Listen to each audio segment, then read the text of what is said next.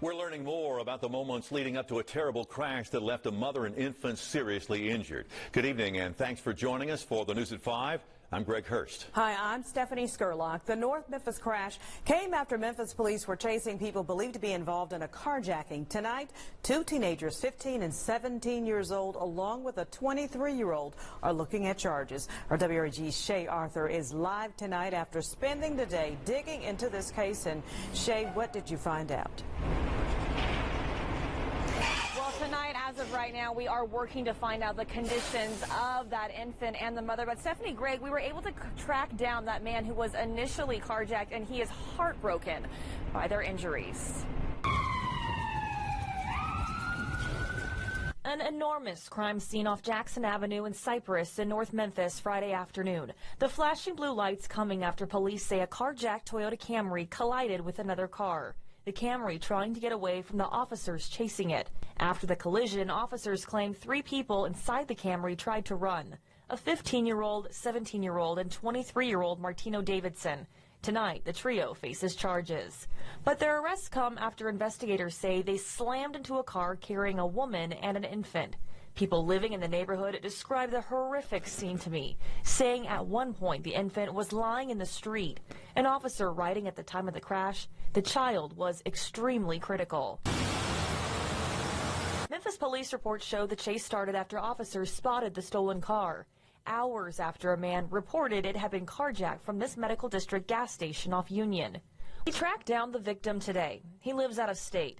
Tonight, while he's left traumatized, he tearfully told me he's also heartbroken to hear about what happened to the infant. I can't try not to think about it. I try not to think about it. Because it hurts that happened to that child and that lady. That just makes the whole idea even worse. The man said he made a quick stop at the gas station to fill up his rental car before catching a flight home. As I was doing the final clicks on the gas pump, a guy walked up between my driver's door and where I was pumping gas and stuck a pistol in my face. Initially, he thought it was a joke and started backing away. He threw the gunman his car keys. Just praying they don't shoot.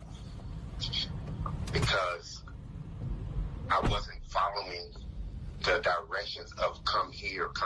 I just couldn't. I was too afraid they would take off with me, put me in a car and kidnap me and try to make me go to ATM machines and maybe kill me afterwards. Tonight, while he's thankful to be alive, he says the crash after the chase shows crime has a ripple effect. It's sad. It's sad they had to come to that. Stephanie, Greg, as far as charges in this case go, the teens in the case, they're charged with attempted murder, robbery, and carjacking. Davidson, that 23-year-old, he's charged with theft of property. We'll keep you updated on those victims' injuries as well. We're live downtown tonight. Shay Arthur, WREG, News Channel 3. All right. Thank you, Shay.